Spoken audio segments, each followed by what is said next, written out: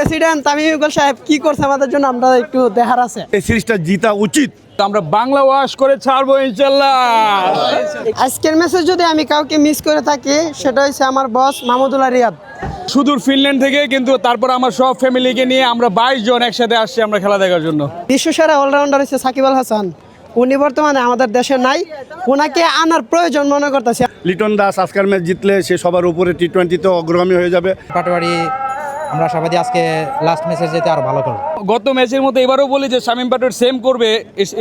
It's not cricket sense, so we hope E gonna do better, but let's see. পছন্দের player হচ্ছে তানজিদ হাসান তামিম, সেক্ষেত্রে আমি আশা করি তানজিদ হাসান তামিম যেন আজকে একটা সেঞ্চুরি মারে। অবশ্যই শামীম পাটোয়ারির ডোলুক শটগুলো, ব্যাক স্পেসের মারগুলো আমাকে সবচেয়ে মনোমুগ্ধ করে। আমরা তো আইডিয়া করে আসছি কমসে কম আমাদের তো নিম্ন মানে 180 থেকে 90 রান করার প্রয়োজন। না ইনশাল্লাহ আমরা তো অগ্রগামী একে আগে আছি। আমরা জিততে পারলে তো সিরিজ, না জিতলেও কোনো ভয় না, একে একে সমতা তো বাড়তে। তবে আশাবাদী এই সিরিজটা জিতা উচিত। আমার মতে জিতা উচিত, যেহেতু যে সুযোগটা আছে সেই সুযোগটা কাজে লাগাতে হবে। বিশেষ করে লিটন দাস আজকের ম্যাচ জিতলে সে সবার উপরে টি-20-তে অগ্রগামী হয়ে যাবে। সেটা আমি ভাবি যে লিটন দাস সেটা বুঝে শুনে খেলবে।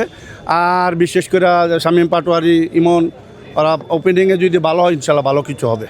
না শামীম বরাবর নো লোকশোকে খেলে, ও বরাবর আগ্রাসী ভূমিকা খেলা করে। আসলে কি কেন ক্রিকেটে অনেক কিছু হিসাব নিকাশ আছে। প্লেয়ার যদি নিয়মিত খেলতে পারে আশা করি শামীম পাটোয়ারি সবসময় ভালো খেলবে, দলের সাথে থাকবে। কোনো গরম নাই, এর চেয়ে বড় বড় গরম গেছে। গরমে পুরা খেলা দেখতে আশাবাদী আজকে অনেকটাই স্বস্তি আছে। ইনশাল্লাহ জয় নিয়ে মার ছাড়বো ইনশাল্লাহ। সুদূর ফিনল্যান্ড থেকে, কিন্তু তারপর আমার সব ফ্যামিলিকে নিয়ে আমরা 22 জন একসাথে আসছি আমরা খেলা দেখার জন্য। না হারার তো প্রশ্ন আসে না, যদিও হারে তাও তো আমরা সিরিজ জয়, তাই না? কিন্তু আমরা বাংলা ওয়াশ করে ছাড়বো ইনশাল্লাহ। আসলে দেশের জন্য সাপোর্ট, এটা গরম আসলে কোনো কিছুই না। আমরা যদি এত দূর থেকে আসতে পারি, 22-25 জন ফ্যামিলি মেম্বার্স নিয়ে আসতে পারি, তাহলে গরম তো কিছুই না, তাই না? দেখেন আমরা যদি এখন গত ম্যাচের মতো এবারও বলি যে শামীম পাটোয়ারি সেম করবে, it's not cricket sense, so we hope E gonna do better, but let's see. But আমরা বিশ্বাস করি 11 জনই ভালো করবে ইনশাআল্লাহ। আমরা তো আইডিয়া করে আসছি কমসে কম আমাদের তো নিম্ন মানে 180 থেকে 90 রান করার প্রয়োজন। তা না হইলে নিউজিল্যান্ড যে দল, তাদের সাথে কি এরকম করলে হবে নাকি? 110 রান তো এটা কোনো ফ্যাকই না। টি-20-তে 200 রান নর্মালি প্রয়োজন, তাই না?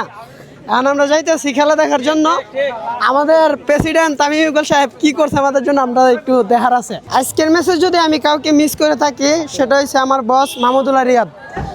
আর সবচাইতে ভালো হইতো যদি আমাদের কাছে এখন বর্তমানে বিশ্বসেরা অলরাউন্ডার হচ্ছে সাকিব আল হাসান, উনি বর্তমানে আমাদের দেশে নাই, ওনাকে আনার প্রয়োজন মনে করতেছি আমরা জনগণ হিসাবে।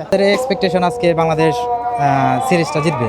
এক্স্যাক্টলি, অবশ্যই ডেফিনেটলি সে অনেক ভালো মানের একজন প্লেয়ার, কোয়ালিটিফুল, সে ভালো শটস খেলতে পারে, স্কিলফুল প্লেয়ার। আমরা আশাবাদী সে আজকে আরও ভালো করবে। পাটোয়ারি আমরা আশাবাদী আজকে লাস্ট ম্যাচে যেতে আরও ভালো করবে। অনেক এক্সাইটেড ভাই, আজকে অনেক দূর থেকে খেলা দেখতে আসছি। সেক্ষেত্রে বাংলাদেশের প্রত্যেকটা ম্যাচই ক্রিকেট ফ্যানদের জন্য হচ্ছে একটা খুবই ভালো একটা আনন্দের মুহূর্ত। সেক্ষেত্রে আমি একজন ফ্যান হিসাবে আমি বাংলাদেশকে সাপোর্ট করি, ছোটো থেকে খেলা দেখে আসছি। অবশ্যই আমি অনেক এক্সাইটেড, অনেক। অবশ্যই কেন নয়, অবশ্যই জিতবে ইনশাল্লাহ। পছন্দের প্লেয়ার হচ্ছে তানজিদ হাসান তামিম, সেক্ষেত্রে আমি আশা করি তানজিদ হাসান তামিম যেন আজকে একটা সেঞ্চুরি মারে। নট অনলি 50, সেঞ্চুরি হবে ইনশাল্লাহ।